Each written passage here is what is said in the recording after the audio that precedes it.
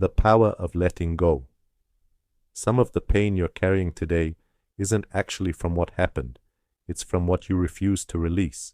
Because the truth is, pain doesn't always stay alive because of the wound.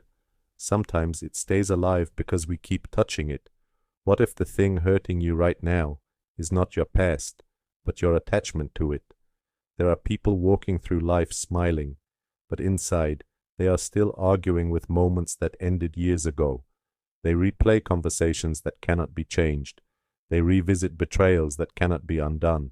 They hold on to apologies that will never come, and without realizing it, they become prisoners of something that no longer exists, not because they are weak, but because letting go feels like losing control.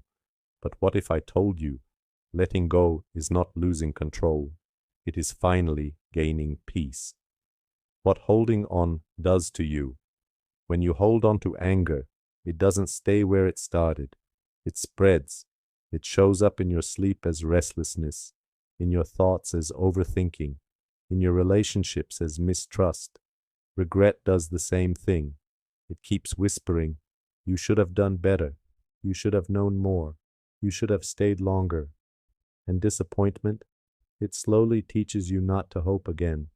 So you stop trusting, you stop trying, you stop believing, and without noticing, you begin to live your present life with old pain in your hands. But here's the truth. What you refuse to release will eventually start to define you. The illusion of holding on. Most people think holding on means strength. I won't forgive them. I will never forget what they did.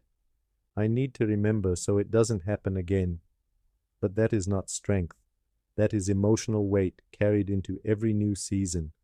Holding on feels like protection, but it becomes a cage, because you are no longer just remembering the past. You are reliving it. And the painful part is this: the other person may have moved on, but you are still having conversations with their shadow. You are still fighting battles they already left.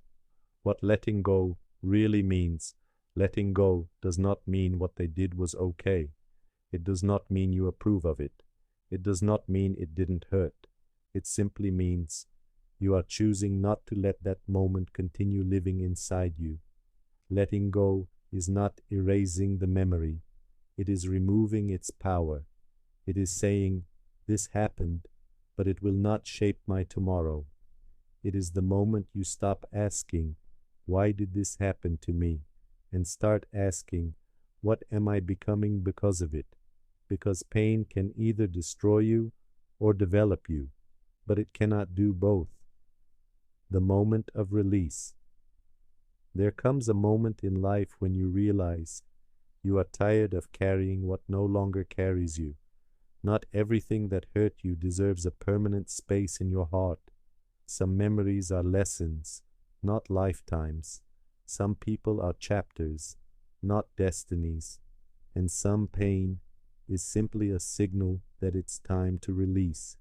So today, ask yourself honestly, what am I still holding on to that is already holding me back? Because the moment you let it go, you don't lose anything. You make space. Space to breathe again. Space to hope again. Space to become who you were before the weight.